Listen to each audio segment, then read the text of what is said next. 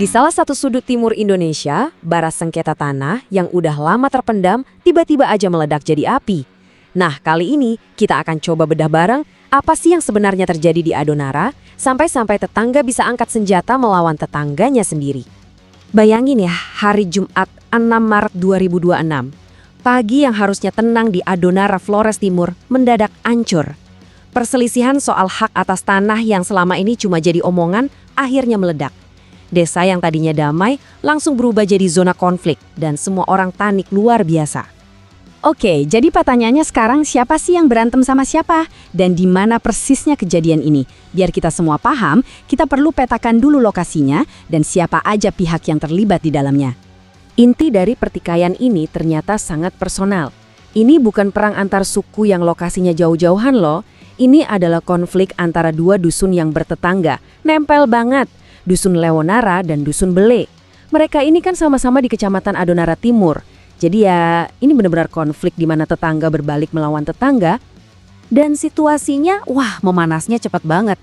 Coba deh bayangin kekacauan totalnya. Asap ngepul dari bangunan yang dibakar, warga lari pontang-panting karena panik, nyelamatin apa aja yang masih bisa mereka bawa. Ini udah bukan lagi sekedar perselisihan biasa. Ini udah jadi krisis kemanusiaan yang terjadi cuma dalam hitungan jam. Kekerasan separah ini ya nggak mungkin muncul gitu aja tanpa sebab.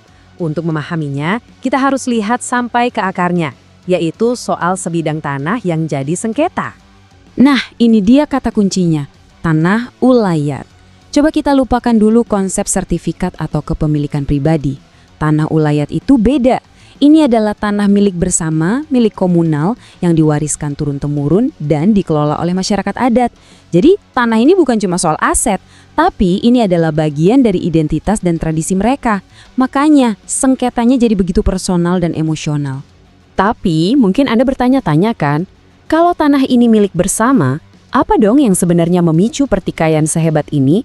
Apa pemicu yang mengubah sengketa adat jadi perang terbuka? Nah, ini dia pemicunya. Ada sebuah rencana pembangunan di tanah perbatasan kedua dusun. Satu pihak mungkin melihatnya sebagai kemajuan, tapi pihak lain bisa jadi melihatnya sebagai pelanggaran batas. Perbedaan cara pandang inilah yang jadi percikan api yang akhirnya menyulut seluruh konflik. Setiap konflik pasti ada harga yang harus dibayar. Sekarang, mari kita lihat seberapa besar kerugian dari kekerasan di Adonara ini, baik dari sisi korban jiwa maupun kerusakan materi. Dan benar saja, korban pun berjatuhan. Setidaknya ada 5 orang yang dilaporkan terluka. Dan ini bukan luka biasa loh, mereka ini kena tembakan dari senjata rakitan. Ini menunjukkan kalau tingkat kekerasannya udah sangat serius. Coba lihat, apa aja yang disita oleh polisi. Mulai dari senjata tradisional kayak parang dan panah, sampai ke senjata api rakitan yang jelas-jelas mematikan. Ini bukan lagi perkelahian spontan. Ini adalah konflik yang udah dipersenjatai dengan niat untuk saling melukai. Selain korban luka fisik, ada juga luka di dalam komunitas itu sendiri. Rumah dan gudang yang jadi tempat tinggal dan sumber penghidupan hangus jadi abu. Pihak berwenang memang masih menghitung kerugiannya, tapi bagi mereka yang kehilangan segalanya, dampaknya itu nggak ternilai harganya.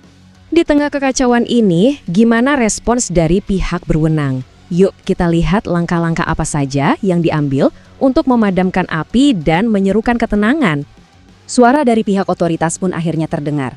Kapolres Flores Timur, AKBP Aditya Oktorio Putra, membuat permohonan langsung ke warganya. Beliau meminta semua pihak untuk menahan diri dan membiarkan proses hukum yang berjalan. Sebuah seruan yang sangat penting untuk menghentikan pertumpahan darah. Respon resminya sendiri datang dalam 3 langkah strategis. Pertama, amankan lokasi dengan mengerahkan TNI dan Polri untuk mencegah bentrokan susulan. Kedua, kaji kerusakannya dan bantu para korban. Dan yang paling krusial, langkah ketiga, fasilitasi dialog. Tujuannya bukan cuma gencatan senjata sesaat, tapi mencari solusi yang adil untuk jangka panjang. Nah, ini membawa kita pada pertanyaan pamungkas.